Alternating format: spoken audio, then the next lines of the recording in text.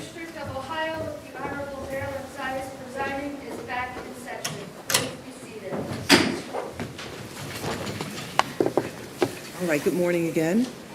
All right, thank you for waiting. I know that was a longer than usual wait. Okay, so we are now here on Norton Outdoor Advertising Inc. versus Board of Zoning Appeals, Village of St. Bernard. If you want to come forward. Attorney Galasso? Yes, Your Honor, Did I say Mike it right? Galasso. Galasso, okay, Attorney Galasso. Would you like to reserve time? Yes, Your Honor, I'd like to reserve 5 minutes for rebuttal. All right, whenever you're ready, you can start. Thank you. May it please the Court, Your Honor. Mike Galasso on behalf of the appellant, Norton Outdoor Advertising. This case is not about whether the Village of St. Bernard has the authority to regulate billboards. They clearly do. The case is about whether they have to administer the ordinances they have as they have them, not as they think the spirit or intent might be, and that those ordinances also must pass constitutional muster. So I had filed a notice of supplemental authority that indicated that what I wanted to do was reserve the constitutional issue for the second part of my argument, because the court is supposed to decide the case on non-constitutional grounds first, if possible. And so I just wanted to jump right into that. One thing that I do agree very strongly with the Sixth Circuit about is the statement that they made that the ordinances are, quote, not a model of clarity, end quote, okay, because they're a mess.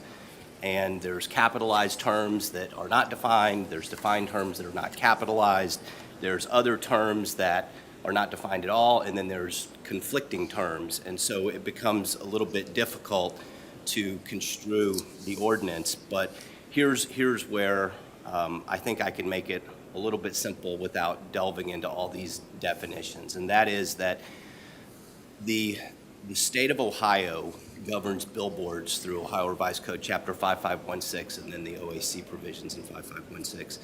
And so those rules apply to what are called controlled routes or interstates. In St. Bernard, they've got a zoning section, it's 1185, and you start there for signs.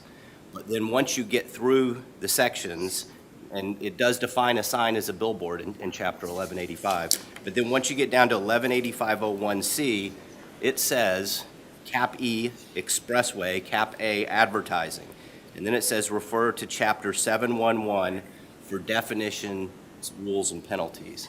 And so at that point, if you've got an expressway advertising sign, you're out of the zoning code and you're in the business regulation code. So, counsel, to that point, I noticed that the penalties for 1185 and 711 are different in some really fundamental ways. First of all, the fine, a daily fine is different. It's $1,000 a day in 711. It's $100 a day in 1185. 1185 has an injunctive relief component that 711 doesn't have. And then 1185 has a misdemeanor attached to it that 711 doesn't have. Which set of penalties applies? Do they both apply? Does only one apply? And how do we know that? Okay, Your Honor. So only if they're enforcing the provisions of 711, only the enforcement mechanism of 711 is applicable and not 1185. And so it is. So it would depend on the notice that is given? The violation notice? Yes, Your Honor. So, for instance, So they can pick and choose?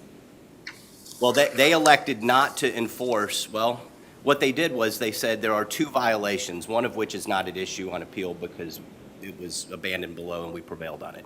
So there's one left, and that one is you can't have a digital off-premise sign. And so that's the only piece that's left, and it's only in 711. It's not in this other piece in 1185. So The violation was 112507.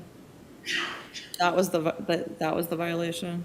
So, yes, Your Honor, 112507 says that you can't use land or a building in derogation of the zoning ordinance. And they said that the problem was the digital sign in 711. That's correct, and 711 is not part of the zoning ordinance. The zoning ordinance defines 5, 7, and 9 as part of Part 11 as the zoning ordinance. So it's a business use regulation that's separate and apart from zoning. City of Cincinnati does the same thing. They have Chapter 895 that governs outdoor advertising, then they have a normal zoning code that would govern other things. So what we're arguing is that they didn't have the ability to enforce the business regulations in 711 through the zoning code, which 1185 is actually implemented through 1125, that they didn't have the ability to do that they didn't follow the process that was required. We didn't have the hearing that was required. The notice of violation came from a different person that's not authorized under the ordinance. So to they give should it. have said the violation was the violation of the 711,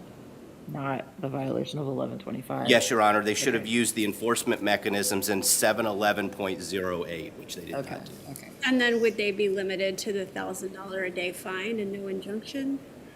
Yes, Your Honor, they would be limited to the fine, whatever the enforcement mechanism would be. However, that gets me to the merits of my argument, which is not, so now we've just been speaking about what ordinance is applicable, but then when we get to the zoning, or I'm sorry, the business regulation code itself, what's at issue is when you get to section 711.06, it says that when an outdoor advertising sign or device is visible from one or more highways, one of which is an interstate with a capital I, then the requirements applicable to cap I interstate, cap H highways shall apply, not defined. Now, 711 does define interstate, and it defines I-75 where this sign is located.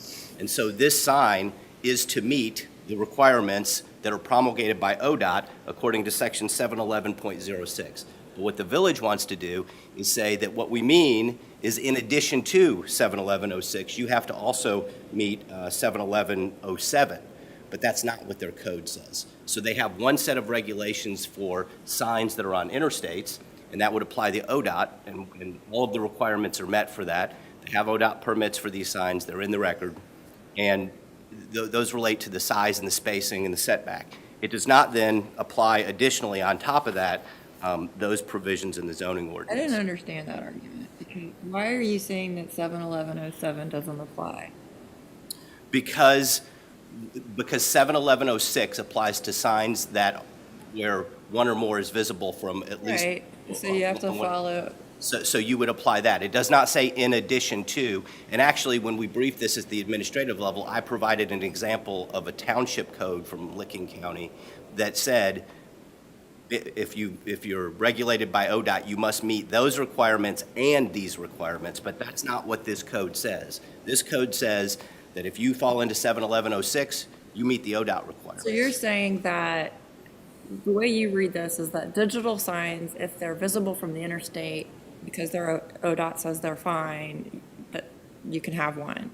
But if they're not visible from the interstate, then you have to go back. That's Can't correct. have one. Yes, Judge. So, correct. So 711.06, if you're that particular sign that's visible from two highways, one of which is an interstate, then you meet the state requirements. If you're not that sign, you could be on the interstate but not visible from another highway. You could be not on a highway, and then you would be subject to 711.07, which are different regulations. And on top of. no digital signs. That's correct. Okay. All right. Counsel, I want to ask you about our standard of review.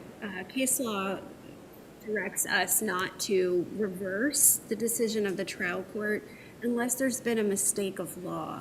If there are reasonable interpretations of these very confusing ordinances going both ways, how is there a mistake of law for the trial court? So, Your Honor, you're right, the standard is different at the appellate court than it is when the common pleas court is reviewing the administrative decision. And in 250604, it's unconstitutional, illegal, arbitrary, capricious, unreasonable, or unsupported by substantial, reliable, probative evidence. Well, the evidence is just what came in on the administrative record. And so the issues here are basically statutory construction, and these restrictions on property rights are in derogation of common law rights, and so they're strictly construed against the government and in favor of the property owner, in this case, the lessee. And so that's the legal error.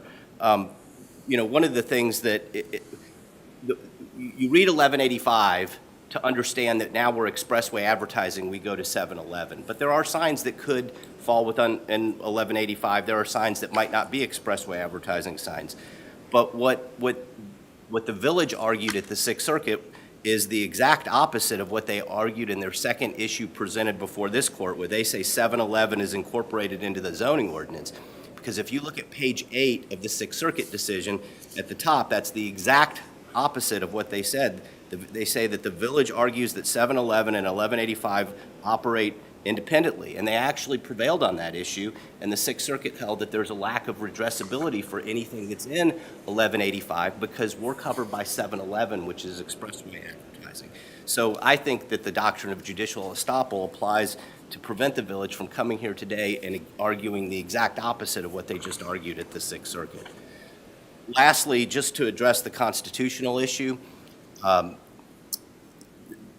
we have raised from the outset really two things, and on page 152 and 154 of the record, we've always said that 1185 is not applicable. It's different from 711, but then we've also said that the ordinance must also pass constitutional muster, and so the village has the burden of proof on that.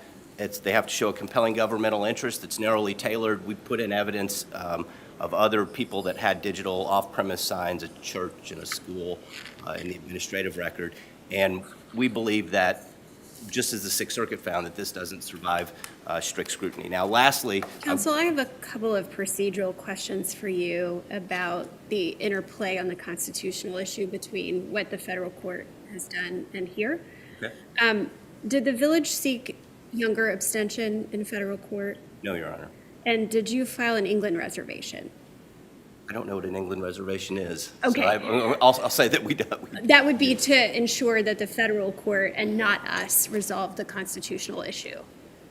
No, because the way I viewed that at that time was that under 2506, that this court would essentially not perform a facial challenge, that it would only be an as-applied challenge, and so that it would only be bound by this particular notice of violation that's in this case, whereas in the federal case, we have pled out the other additional 8 signs that my client has in the village as also being unlawfully restricted. So it's broader, and it's a 1983 claim, and it's not just an administrative claim. Thank you. Thank you. Thank you.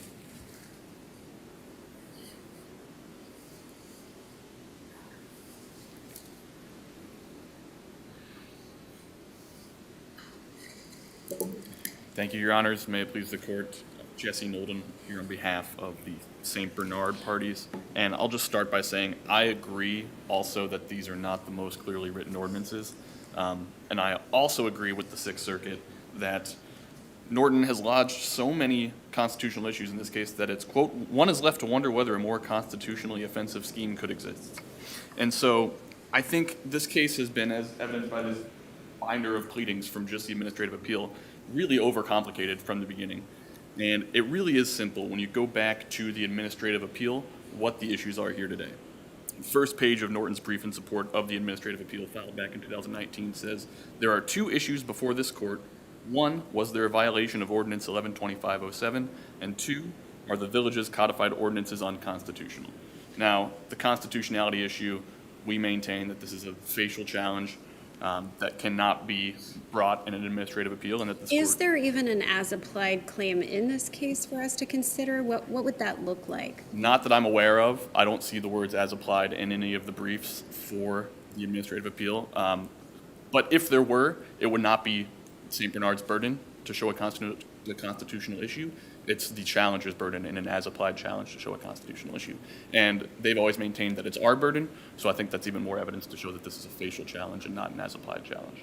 Is there anything in this record to substantiate your substantial interest in this ordinance or why it's narrowly tailored? Would we need to look to the federal court action for that information? I think you need to look to the federal court action for that. And what the federal court did was look at the purposes clause in the ordinances, and consistent with case law, they stated that that satisfies the burden in terms of intermediate scrutiny, satisfies the burden. Would you like for us to do that to the extent that we would reach that question? Would you like for us to look at those federal decisions for that information? Yes, if this court's going to examine these ordinances on a content-based challenge, I think that's the way that you would find that St. Bernard has met their burden. For an as-applied challenge, I don't think Norton has ever met their burden to show that there's a constitutional issue. And what specific burden do you think that Norton has?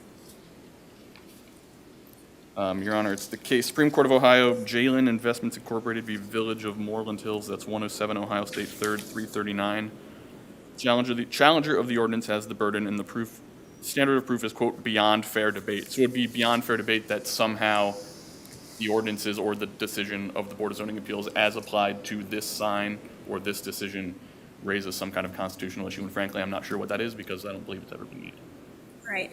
And can you address for me the difference in penalty between Chapter 11 and Chapter 7, and what penalty it is that the village is actually seeking in this case? Yes, Your Honor. So there are separate penalty, or separate, I'll call them enforcement provisions in Chapter 711 and Chapter 1185, or 1127, that is. And as far as I know, no fines have been levied at this point. I know that's been brought up, but because this has been on appeal since, frankly, 2018, the village has not actually imposed any fines at this point. But there are separate provisions in 711 and 1185. This one is 1125. This one is 1125. Those are the penalty provisions that apply to this. All you have sought is for the sign, discontinued usage of the sign. At this point, I do believe there will be, at some point, a fine imposed. But at this point, all it has been is for the sign to be deactivated. And so that's a penalty or an enforcement remedy that falls under the Chapter 11 piece, correct? Correct. The notice of violation was issued pursuant to Chapter 11, not pursuant to Chapter 711. Okay, so those are the standards that the village has to fulfill in order to get that remedy. I'm not sure I understand. Well, we'd need to look at Chapter 11 and all that's required there in order to ensure that the village had satisfied a violation. Yes. Now, the violation is Chapter 112507, which basically says you can't violate the zoning code. The violation of the zoning code is found in Chapter 711. So they're saying the violation of this zoning code is this violation of Chapter 711, which is the multi-message advertising sign. So why are there two separate penalties then? Well, 711 could be enforced on its own. There could be a standalone violation of 711. I think this 711 at some point mentions a tobacco sign. So, and there's an informal hearing in Chapter 711 as opposed to a formal hearing in Chapter 11. So something small, the village could decide to, like a tobacco sign, the village could decide to just have an informal hearing and a notice violation on that. Or when you get a zoning permit like this sign has, spend over $400,000 in construction costs to install these signs, that's a big issue. So a more formal hearing, a violation of the zoning ordinances is more applicable here because there is a zoning permit that was issued, and that was, after it was issued, the village felt that the sign went beyond the scope of what was put in the permit, so there was a revocation. So the village thought that they were issuing a permit for a static sign, not a digital? It said digital in the application, but it didn't say anything about multiple messages or flashing messages. Well, wouldn't that be what a digital sign's for? It could be, but the digital sign didn't, or the application did not say multiple messages. It did say digital. I believe it did use the words digital. I think it's used LED. Yeah. So yeah, because the illumination was an issue 1.2, so the village knew it would be illuminated. But They didn't realize that it would be a flashing multi-message situation Correct. until after they built it. Correct. Okay. And so is a sign a use of land? I believe it is. Yes, it's a use of land. I mean, the sign is on land. It is a use of the land that violates the zoning code. I don't think that the ordinances require a village to put anything that could be on land in them in order to describe what violates the zoning code. And I don't think there's any argument that could be made that Norton couldn't be aware that this would be a violation of the ordinance because they're not aware that this is on land. Is there a use table in the village's zoning ordinances? I'm not sure. I'm not familiar with one. No. So we have to determine that Part 7, the business regulation code, is part of the zoning code, Yes. and that's what the judge below determined. Yes, that's what the village determined and what the. And why is that? Why is it part of the zoning code? It's Chapter 1185. 1185-01C. And everyone is in agreement that 1185 is in the zoning code. And so when it gets to chapter 1185-01C, expressway advertising, it says, please refer to chapter 711 of the codified ordinances for definitions, rules, regulations, and penalties. And so that, instead of restating, typing out everything that they already put in chapter 711 into 1185, it just says, here are the rules, regulations, definitions, and penalties. But doesn't that suggest that the penalty that would apply for expressway advertising is the one that's set forth in chapter 711, and that's limited to a daily fine? It does suggest that, but 711 could also be operated independently because, like I said before, you could have a standalone violation of 711 that they could choose to prosecute under 711, or they could choose to prosecute something like this where there's a zoning permit for a violation of the zoning ordinances. So the village could have said they could have said the violation was 711 instead of what they said. Correct, yes. They could have done either one. They could have done either one. There was a zoning permit issued, and that's, I believe, why it was operated under 1185, which is a violation of the zoning ordinance. They could have proceeded under 711. It would have been procedurally, factually, legally probably easier for them to have done so, because then you lose the argument of whether 711 is actually incorporated into 1185, and then you just get right to the merits of the argument, and there's not really any factual dispute that the sign does fall into the definition of 711. So it's just a question of, is 711 part of 1125? But I think because this was such a huge project, there was a zoning permit issued, this went beyond the scope of that zoning permit. I think that's why they went for the full formal hearing before the Board of Zoning Appeals, as opposed to the more, says right in the statute, informal hearing that will have sworn testimony. And then you would have to, then we have to get into whether 71106 stands by itself or whether it must be read in conjunction with 71107. Right, and this one, I've also frankly never really understood this challenge to this. And I'll start with 71102.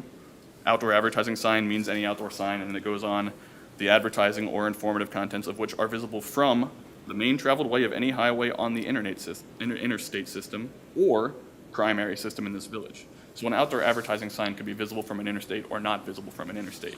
71106 says if it's visible from an interstate, you have to abide by these interstate regulations.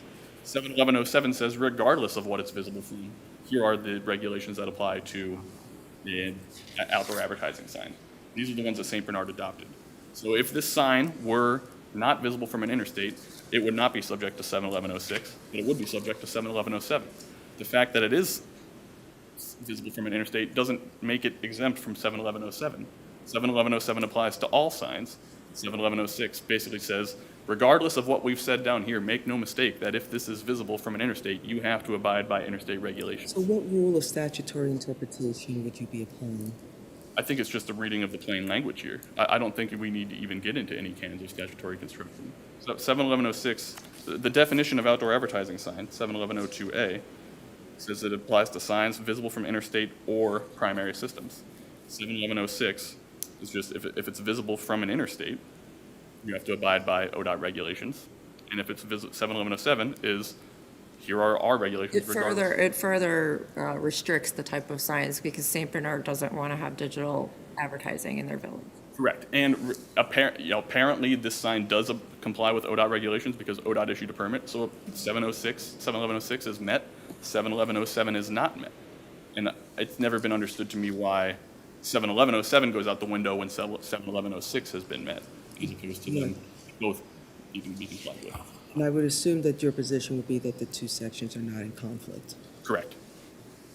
What about the argument that the village took the position in the Sixth Circuit that Chapter 7, Chapter 11 are totally different and operate independently of one another? Yeah, so for that, I'll just start by saying that we were not involved in the Sixth Circuit case, so I'm just not, I read the decisions, but I'm not familiar with all the pleadings. But my interpretation would that be there are separate standalone violations of 711 that could be prosecuted and pursued pursuant to 711, but they could also be brought under the zoning code when the zoning permit has been issued in a case like this. So they can operate independently, but 711 is incorporated into the zoning code through the expressway advertising section. And then just for the, I'll address the constitutionality issue briefly. as I said before, we've always maintained that this is a facial challenge, content-based, and so this court doesn't have jurisdiction to review it. So all of our constitutional arguments have always been in the alternative. As far as the res judicata arguments that we had made, they've been in the alternative to the extent that there was an as-applied or a facial issue raised in this case, that those had necessarily been determined by the federal court in the same factual and legal matter. Basically, the same claims were made to the federal court. They were decided there before a decision was made here. So the res judicata argument was just to the extent there ever was a constitutional issue, that's been resolved. And it has been reversed in the interim between briefing and argument, has been reversed. It was reversed on a single issue that has nothing to do with this case. It was the public signs exemption. Has never been addressed in this case. When the court reversed it, they reversed it for briefing on severability to see if the remainder of the ordinances could be severed from that public service sign definition. And so to the extent that there was a reversal, that really doesn't apply to what we're talking about here today. The federal court examined all those and upheld the constitutionality of all of the ordinances that are at play here and the harm that Norton is alleging to have suffered as a result of the ordinances.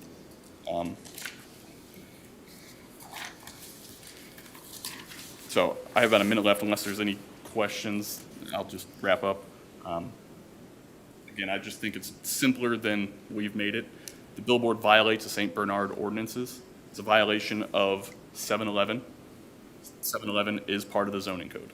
So therefore, it's a violation of the zoning code. St. Bernard issued a permit to build this sign. What the sign was when it was created, it went beyond the scope of what was in the permit. So they issued a notice of violation, gave Norton an opportunity to be heard. Norton appealed, by the way, pursuant to Chapter 11. They never, procedurally, at the administrative level, never said this should have been a Chapter 711. The argument was that Chapter 711 doesn't apply, not that this should have been a Chapter 711 appeal from the first place. Norton was given a hearing. They were represented by counsel. They presented arguments and evidence, and it was basically the same issues that are being addressed here today. To the extent that a constitutional challenge has ever been made or that this decision could ever be called unconstitutional, they were given due process. So I don't think that there's any way that this court could rule unfavorably based on what's in the record on a constitutionality challenge to the decision. St. Bernard's decision that the billboard violates the ordinance is fully supported by the evidence. Given the standard of review here, strongly favoring affirmance, I think this court has to affirm. Thank you. Thank you for your argument.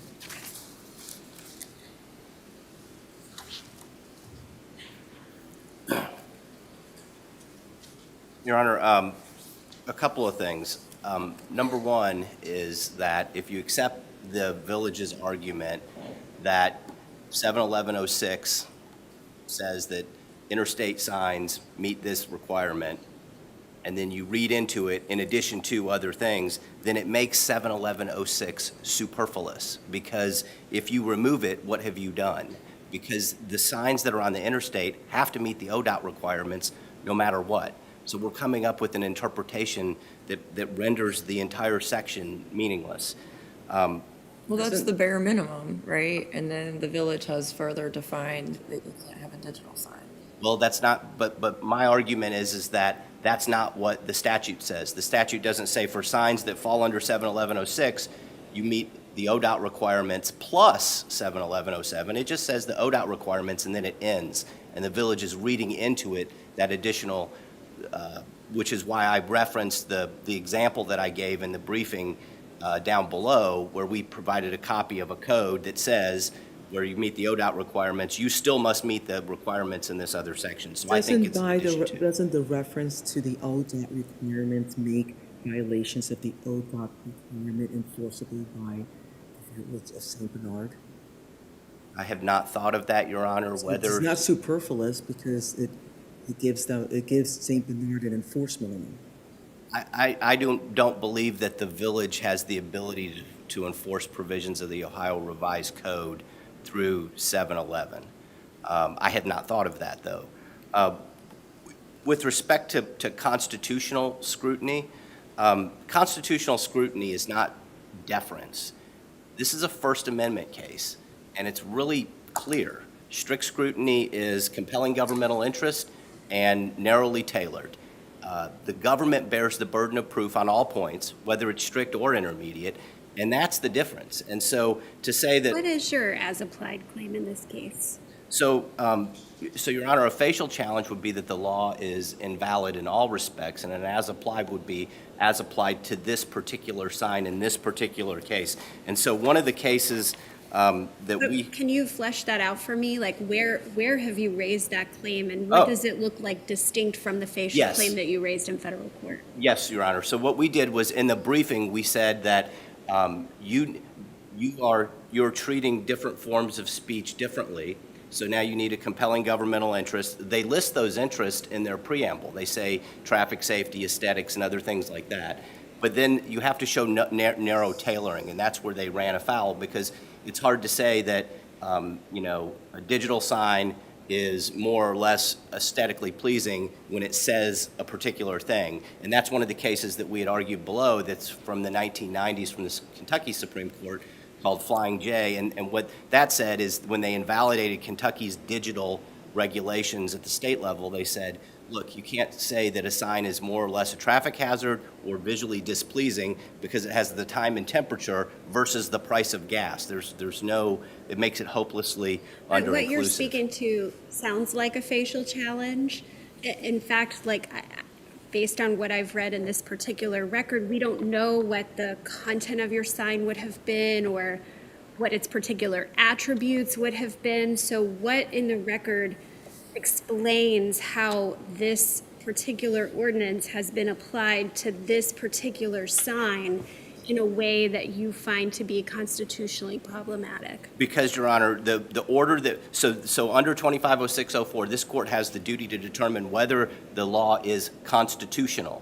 We're not asking for an order that's like a declaratory judgment that in all instances that it's invalid. It's invalid as applied to these restrictions on us because we put in evidence that showed that there were other digital signs that were granted permission to operate, whereas ours were not. And so it's their burden of proof to prove narrow tailoring, compelling governmental interest, and to carry that constitutional burden. And what they argued at the magistrate level was that they weren't restricting free speech because they didn't tell us what we could or couldn't say. And that's not the constitutional test at all. And if you look at the transcript from the hearing with the magistrate, I mean, the whole of the constitutional analysis was just, I find that it's not unconstitutional. There was not even, now that has probably been somewhat obviated because Judge Pater took a different look at it, but when Judge Pater did that, he went beyond the administrative record and took evidence that would be beyond the scope of this. So what we've been arguing is that the law is not constitutional, but this as applied versus facial just has to do with the form of relief that comes out of the administrative appeal. And there's a case called City of Cleveland versus Posner, 2010 Ohio 3091, which is an 8th district case. But it says, although a facial constitutional challenge to an ordinance is improper in an administrative appeal, a driver is permitted to raise the constitutionality as applied to his case, and the trial court erred in failing to consider the as applied due process challenge. So that's what we're arguing, that as they impose the sections of 711 on us, that those must first be administered in the way that they're written, that the penalties and enforcement mechanisms and the hearing rights and the things that come from that must go in that order, and then the law must also be constitutional on top of that. And we never, we appealed to the BZA because that's the enforcement mechanism we got. But that's not the hearing that we were required to get. We were required to get a hearing before the law director, the director of public service and safety, or their designees. And so the fact that those people were present at a BZA hearing, the village is raising and saying, well, it's substantial compliance because they were there. Well, they didn't vote, and the hearing didn't go that way, and it didn't follow the procedure that they're required to follow. It didn't come from the officer that it was supposed to, and it came with a totally different enforcement mechanism. And then they want to incorporate by reference other sections into their zoning ordinance. And so all of that creates the error of how we got here. And so if the court... Did you complain of that before the BZA? Yes, Your Honor, and I'm always very cognizant of that too, because the BZA cannot, they cannot determine the constitutional issues because it's the practice of law. but yet we're stuck with the administrative record on appeal. So I go ahead and I put that in when I do those cases, and we did argue that, and that's in the record 150. So it's odd because they skip pages, but it's like 152, 154, 156, 158, and those put out all of the arguments that we raised at the BZA. Thank you for your argument this morning. Thank you both for your arguments this morning. We will take the matter under submission and issue timely decision. Have a wonderful afternoon.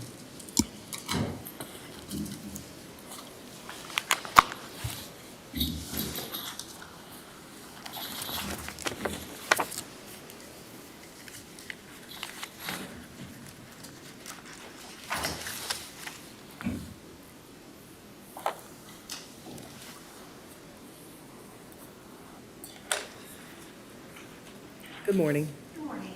This is In Re JG.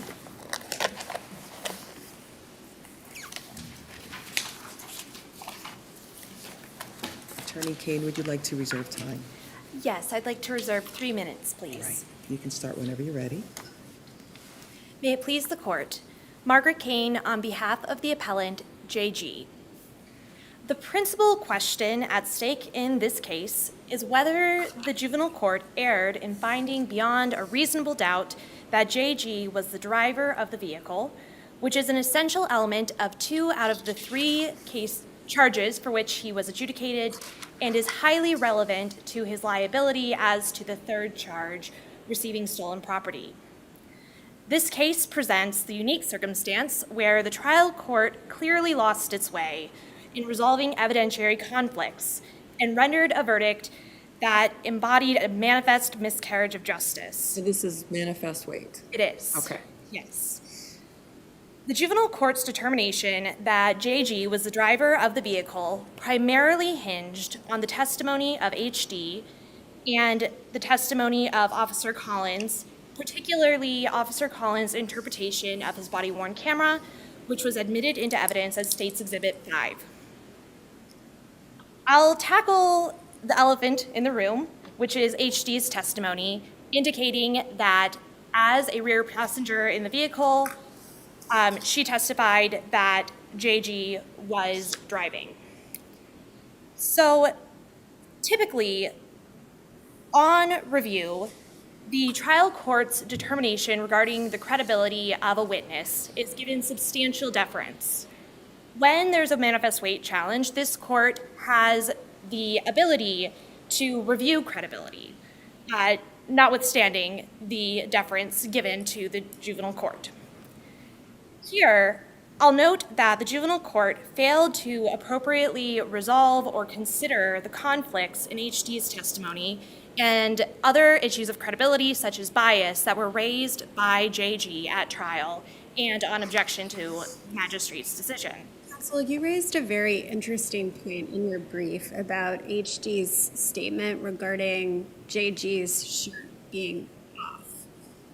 Can you hone in on exactly how HD would have known that JG's shirt was off? I am happy to address that. So that statement came when she was speaking with an officer at the scene of the crash.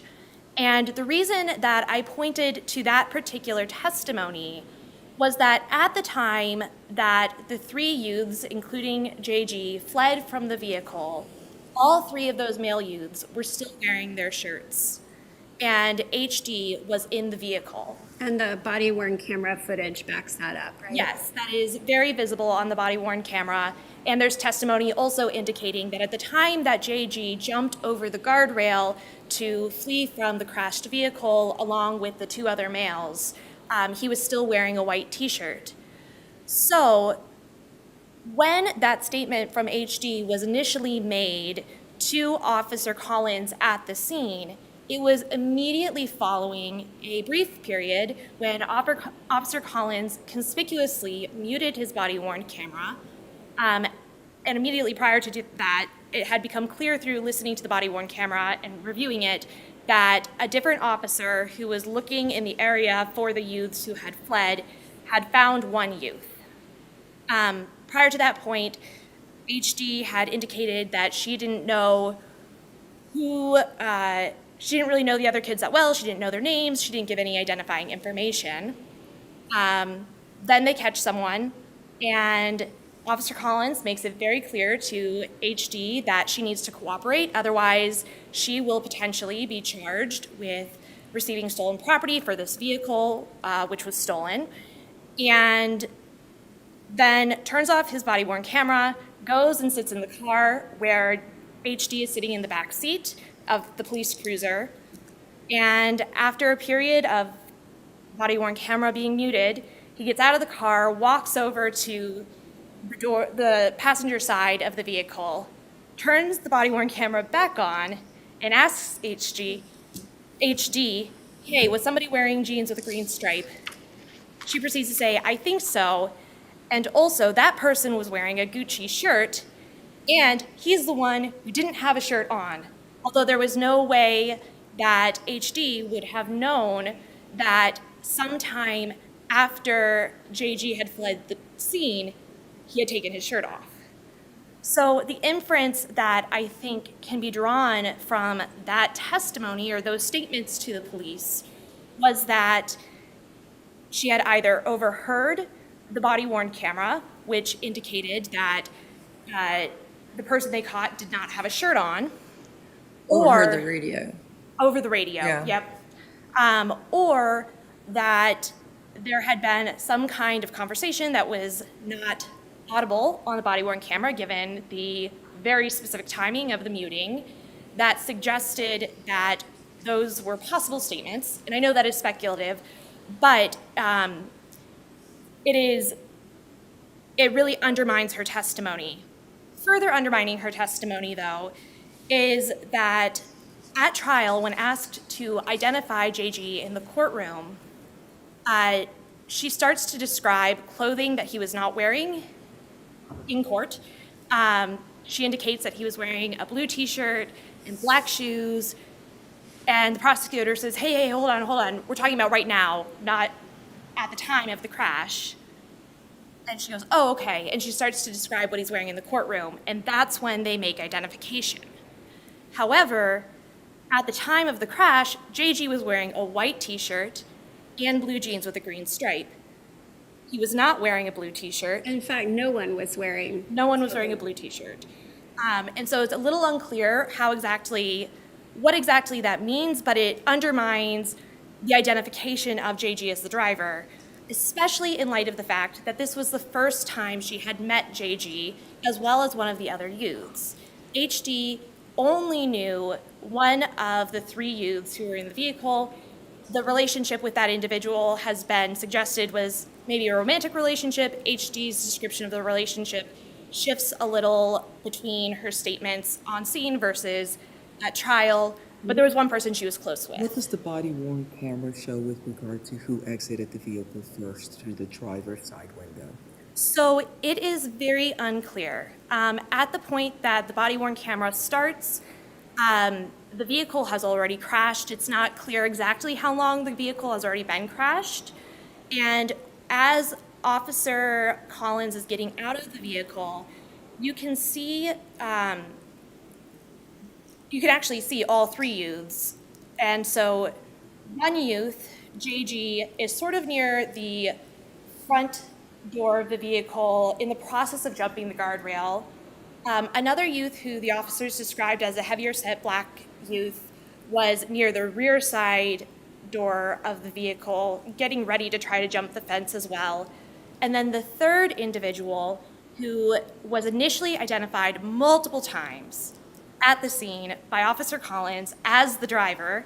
So he was a shorter black male wearing a gray sweatshirt and dark pants and a black knit hat. He was in the process of exiting the driver's side door as Officer Collins approached. And you don't see where the other two youths exited from. The state contends that they necessarily had to have exited from the front driver's side door because that was the only door that was open at the time that Collins reached the vehicle. Notably, however, they could have just closed the door. Counsel, I was able to pause the video very early on in the officer's approach. And what I saw was a single young person in the video, the shorter, heavier set person. And he was back by the tail light of the car. The officer's door was obstructing some of my view of the rest of what was in front of him. What, if anything, does that suggest about who got out of the car first? So from my view, what it suggests to me is that as JG testified, he got out of the back door. The other heavier set youth got out behind him, which would explain why JG didn't know that how the door got closed. That youth got out from behind him. Maybe the driver was taking too long to get out, shut the door, and that's why that heavier set youth was standing sort of near the back of the door, and JG was jumping over the guardrail.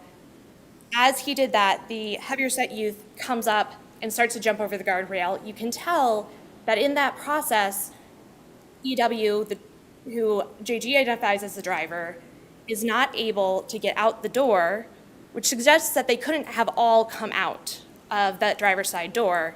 The state's theory that all three youths exited and that JG exited first doesn't make sense with the body-worn camera.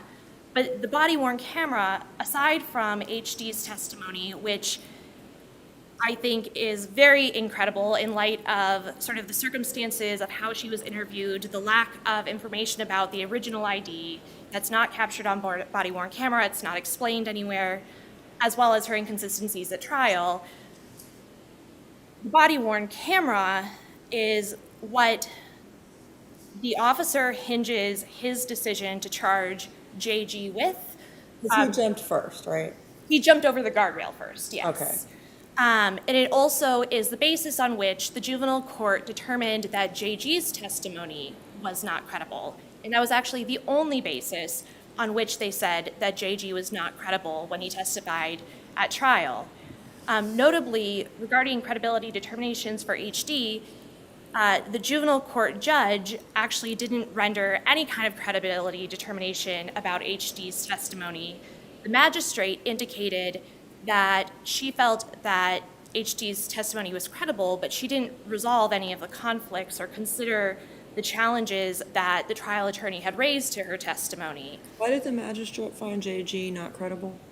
She found that JG was not credible because she said that his testimony that he exited through the rear driver's side door was not consistent with the body-worn camera. And so it all sort of hinges on this assumption that all three youths had to have exited through the front driver's side door, even though that is clearly not visible. We don't know how JG or the heavier set youth exited the vehicle because that is not captured on body-worn camera. And so that is just the assumption that has been drawn, but it doesn't actually make sense because if all of them had exited from that door, you would actually think that the heavier set youth exited first, followed by JG or some other combination. But if we don't know, how is the trial judge losing her way when she sees that JG jumped first? And it would be logical to conclude that he exited first if he jumped first. Not necessarily based on sort of the angles and where everything is connected in the body-worn camera, because it's clear that only one youth can exit the vehicle at one time. But additionally, that fails to consider the testimony of JG, who indicated that he got out, and that I think would also be supported by the evidence. And there's a similar case that deals with very similar circumstances called State v. Weatherly out of the 2nd District, where similarly the photographic evidence that was introduced on which the officer determined that he could tell which of 3 occupants in a stolen vehicle was the driver, and the trial court in that case accepted the officer's testimony that, like, yeah, this photographic evidence, you can determine where each of the occupants was based on this. But on a review by the appellate court looked at the photographic evidence that was offered and noted this doesn't actually prove where anybody was in the vehicle. And in this circumstance is very similar. And this is also distinguishable from another case, State v. Rhines, where there was testimony about who was the driver of a crashed stolen vehicle. And in that case, a person watched the prosecuting witness watched the crash happen, saw the defendant get out of the vehicle, proceeded to follow the defendant, and he had gotten out through the driver's side window. And then the passenger in the car also got out the driver's side window. But in that case, there was testimony that the passenger's side door couldn't open. And that's why the passengers had to get out of the driver's side window. There was also just much more clarity because somebody was there and actually saw both people get out. In this case, there is no evidence about who got out. Except for HD. Except for HD, yes. And again, that is why, and I do recognize that manifest weight Counsel. challenges are very difficult. So I'll give you 30 seconds to wrap Okay. up, So I'll reserve my remaining 3 minutes, but I'll just say that, we ask that this court weigh the evidence and find that the juvenile court lost its way and remand this case back down to the juvenile court for Can I the ask a trial. quick question? Are you abandoning your sufficiency argument? Yes. Thank you. Thank you. Good morning. I wanted to address what opposing counsel referred to as the principal question, which is here the manifest weight argument. And throughout the course of her argument, there's something that she said specifically, which is that we don't know how the youths exited because it's not shown on camera. That's kind of what the appellant's manifest weight challenge boils down. And also, we need to say that HD was not credible, that JG was the operator of the vehicle. Right. Ultimately, I think what it boils down to is that the trial court, as all trial courts are required to do, is they had to make a determination on the sufficiency of the evidence, the credibility of the evidence, and make inferences when it comes to holes in the evidence that did not exist, or where there were contradictions in some of the evidence, make a determination of those contradictions, and then ultimately come to an adjudication based on the evidence that exists. Aren't we kind of working backwards here? Because we don't even know in what order they exited the vehicle, but the trial court is inferring, based on how they were standing and their proximity to the car and the positioning of the car door, the trial court is inferring that JG was the first one out of the car. And then from that, it's making an inference that because JG was the first one out of the car, that JG had to be the driver. Isn't that the logical progression of interpreting the body-worn camera? I think if you were just interpreting the body-worn camera, I would submit that, and I would agree with counsel, that the body-worn camera doesn't demonstrate who's leaving. And so what I would say is that if we were, based on what the trial court had to do was take the testimony of all of the witnesses and make a determination. The officer testified that the first person to leave the driver's side door was the person who he believed to be driving the car. It lined up with the testimony of HD, who testified directly that that was the person who was driving the car. But also, when it comes to the court, I would agree that the court had to make some sort of inference based on the testimony of the witnesses, but I do not think that anything that is shown on the body-worn camera directly contradicts the inferences that the trial court made. That is to say, I don't think the trial court lost its way in determining, based on, even if we were just focusing on Officer Collins' testimony, that the first person, that all of the youths left from the same door. The person who left the door first was the person who was driving. In the body-worn camera, you can see that, at least at the time that we can see the body-worn camera, that the appellant is furthest from Officer Collins. He's the first one over the guardrail, and he's the first one to run away down into the woods, which would all support the inference the person who was driving. I don't know if I properly answered the You court's did, question. absolutely, yeah. Those are known facts, right? We know Right. that when Officer Collins arrived on the scene, JG was the furthest away from him. Known fact. We know that JG was the first person to jump over the guardrail. Known fact, right? We know that JG was subsequently found in the park and that he initially denied being in the car. Known fact, right? And then we're making some inferences, or the trial court did, make some inferences from those known facts and from watching the body-worn camera footage as to what those facts mean. Correct. And then we supplemented that, or the trial court did, with the testimony of HD in terms of who was actually driving. Correct. As often I think it's required to do is to make inferences, because as I'm sure this court is aware, not everything that's always captured, whether it's body-worn camera or surveillance, necessarily shows directly what took place. I guess in addition to my argument that there's nothing that's captured on the body-worn camera, the testimony of the witnesses that would contradict the route that the court took. Most of what opposing counsel argued was trying to undercut the credibility determination of the court as to Collins and HD's testimony. There was some question, Your Honor, that Judge Kinsley, that you had asked about the turning off of the body-worn camera and what HD had told the officer in terms of what it is that the appellant was wearing. I want to make clear that I don't think that goes to who was who was actually operating the vehicle. The officer never asked, was that person who was wearing the Gucci shirt or the white pants operating the vehicle? There was a time where the officer's body-worn camera was turned off. When it came back on, the officer asked, was there a person who was wearing a light striped pants? She says, I think so. He was wearing a Gucci shirt.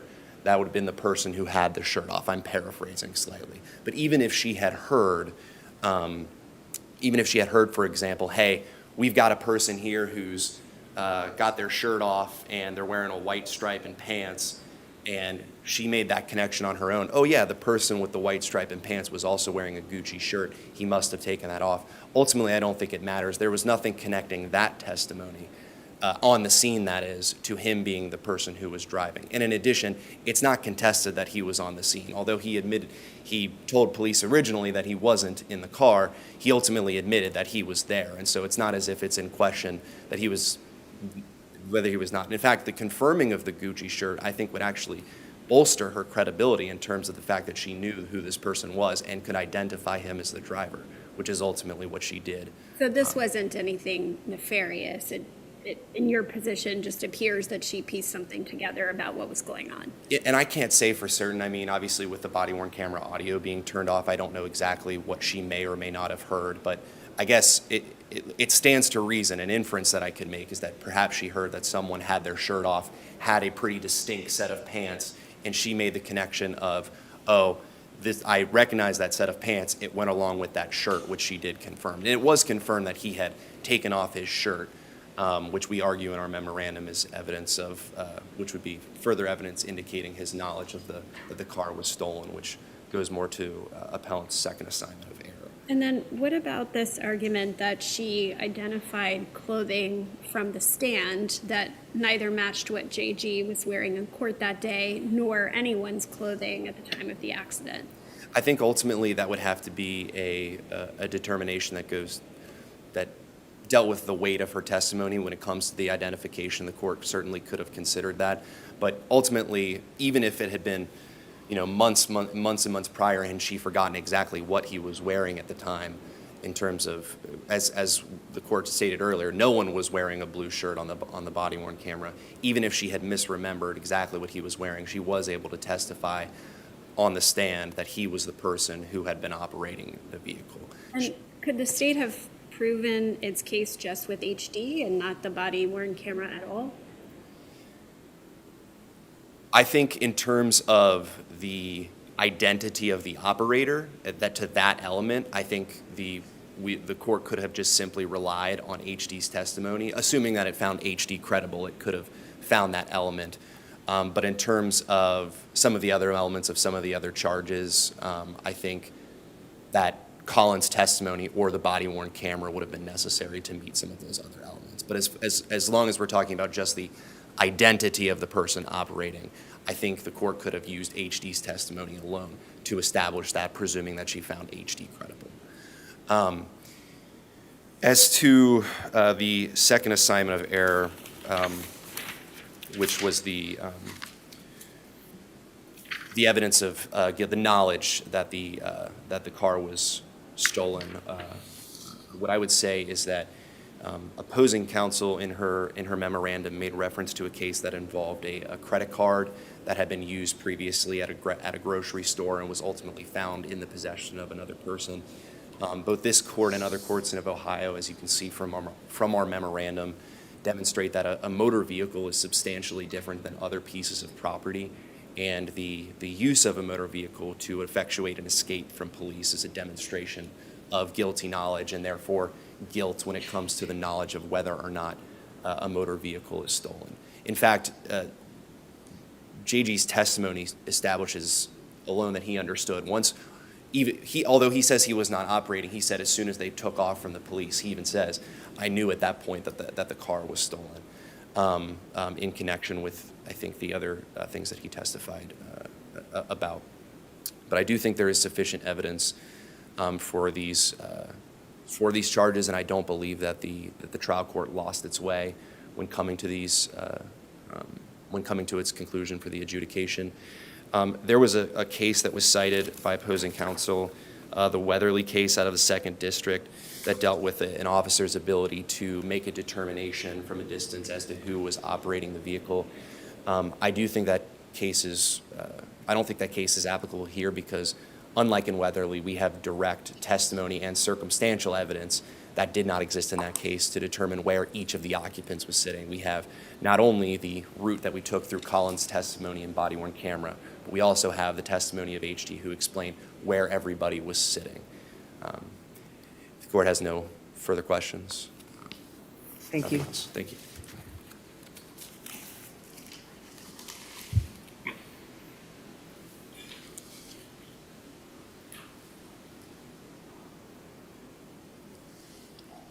Your argument this morning focused quite a bit on the credibility of HD's testimony. Yes. Okay, so if we were to agree with you, why isn't then, well, let me switch that around. You also focused on the video, right? So if we were to put the video aside and any inferences made by the trial court, right? At the end of the day, then it comes down to the credibility of HD. What within your argument would make it so clear that on manifest weight, that the evidence so undermines, that it's that exception of manifest weight, that it so undermines the credibility of HD?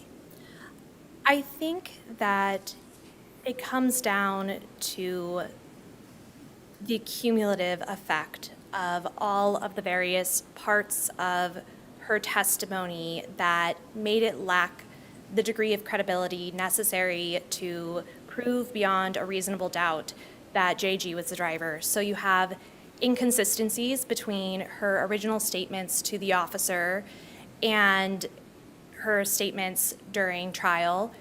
We have, in addition to that, the potential bias, so the officer and pressure from the officer. So the potential bias being both that she was fearful of getting in trouble and the officer pressure of you need to identify somebody, otherwise you are going to potentially be facing a charge regardless of whether or not you knew the car was stolen.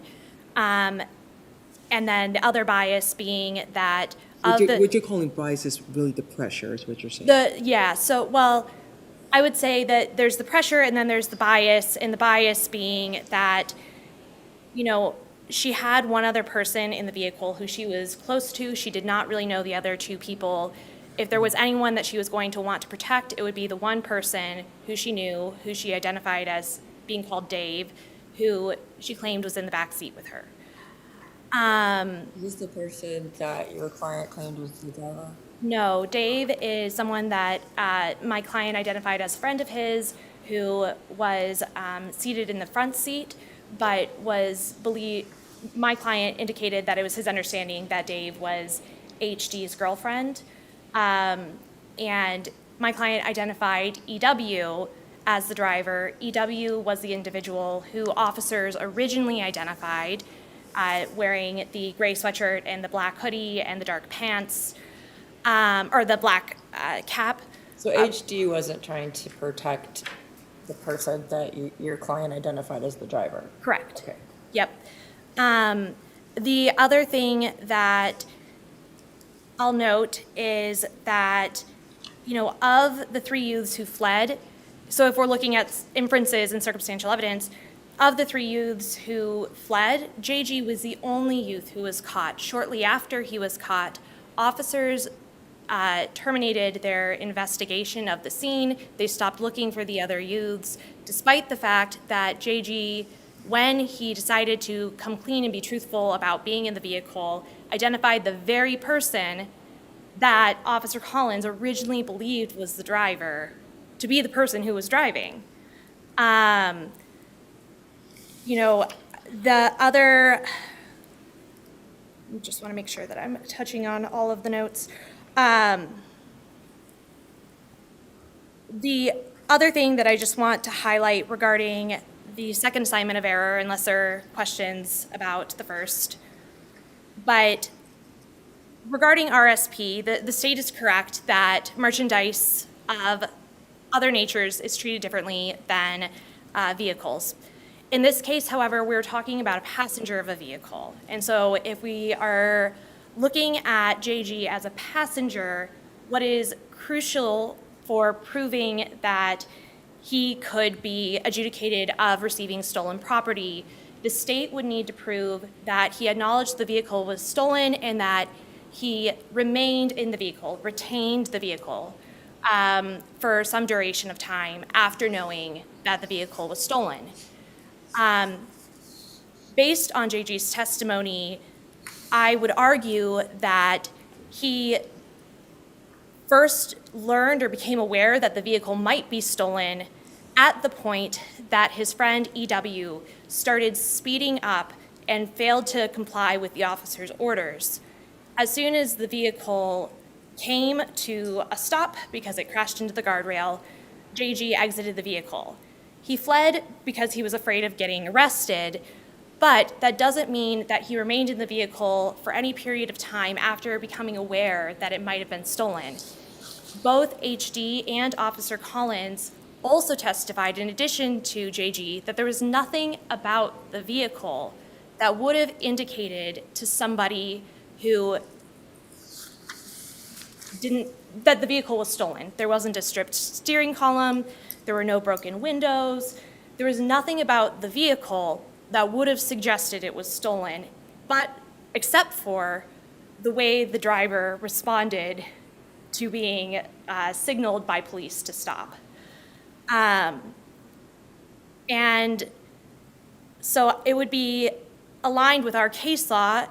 In Ray Brumfield, this court has noted that merely being present inside a stolen vehicle is not enough to support an adjudication for receiving stolen property when the person is a passenger. And So everything hinges on the determination on whether he was a driver, is what your argument is based on? yes.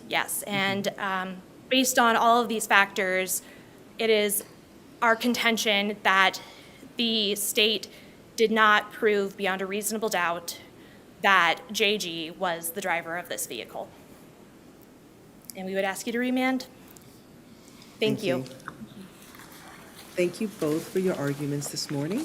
We'll take the matter under submission, issue a timely decision.